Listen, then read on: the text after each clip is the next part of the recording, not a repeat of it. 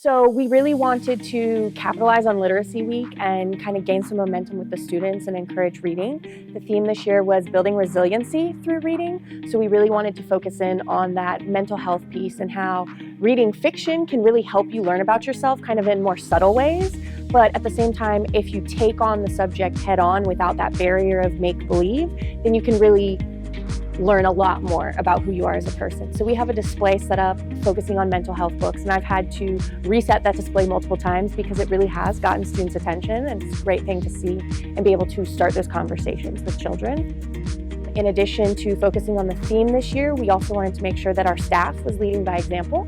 So we have a whole display set up featuring teachers' favorite books and have a matching game going on for students to kind of pair what book they think which staff member might actually read. And it's kind of a fun way for them to get to know something about their teachers that they might not have before.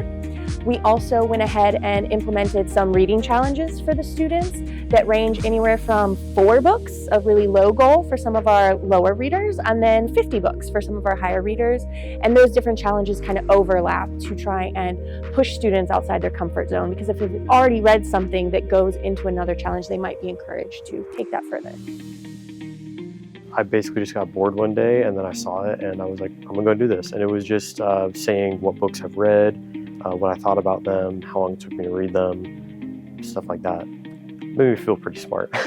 I read a lot of books, and then as I was inserting them, like it was showing like which ones I have read and which ones I've inserted already.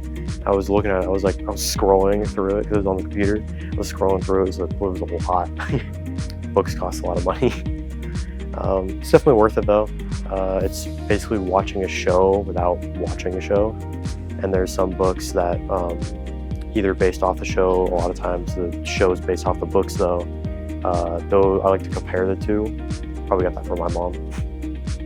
It definitely has shown extra interest.